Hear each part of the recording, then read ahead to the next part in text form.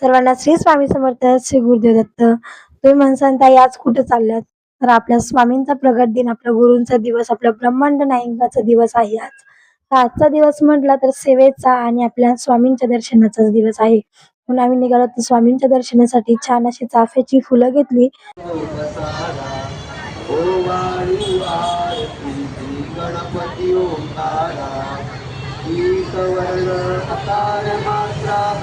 फुलं घेतली, स्वामींची आरती चालू झाली 6:30ची.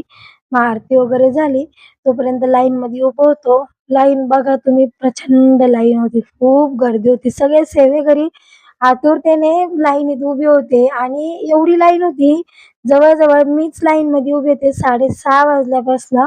तर 6:30 ते जवळजवळ 9 वाजले मला. म्हणजे पूर्ण दर्शनाची लाईन वेगळी होती, भंडाऱ्याची लाईन वेगळी होती. मागे एवढी लाईन आहे, पुढे पण एवढी माझ्या लाईन आहे. खूप लाईन होती आणि स्वामींसाठी आजचा दिवस म्हटला तर कोणताच सेवेकरी लाईन मध्ये उभं राहण्यासाठी वैतागत नाहीये.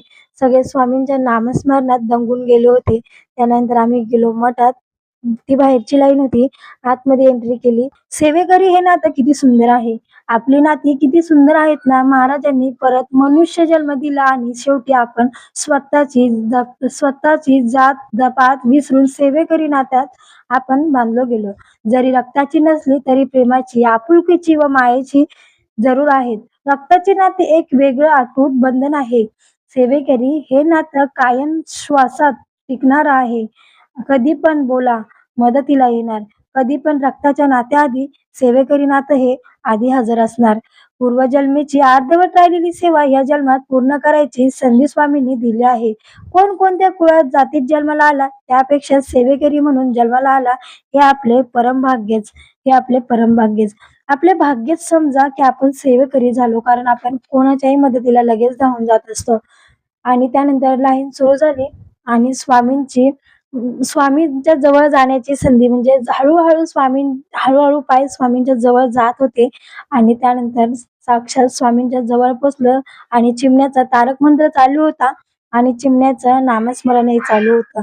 जसा तारक मंत्र सुरू झाला तसं चिमण्याने हात जोडले आणि टाळ्या वाजवत वाजवत आपल्या तारक मंत्राचा त्याने आनंद लुटला. त्यानंतर आम्ही गेलो भंडाऱ्याच्या लाईन मध्ये.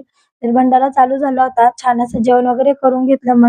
भंडाऱ्याचा स्वाद घेतला. खूप चविष्ट जेवण होतं आणि खूप सुंदर जेवण होतं. त्यानंतर आम्ही जेवण वगैरे झाल्यानंतर घरी निघालो. सर्वांना श्री स्वामी समर्थ, श्री गुरुदेव दत्त. भेटूया पुढच्या मिनी ब्लॉग मध्ये. तोपर्यंत मी इथंच थांबते. स्वामी सदैव पाठीशी आहे.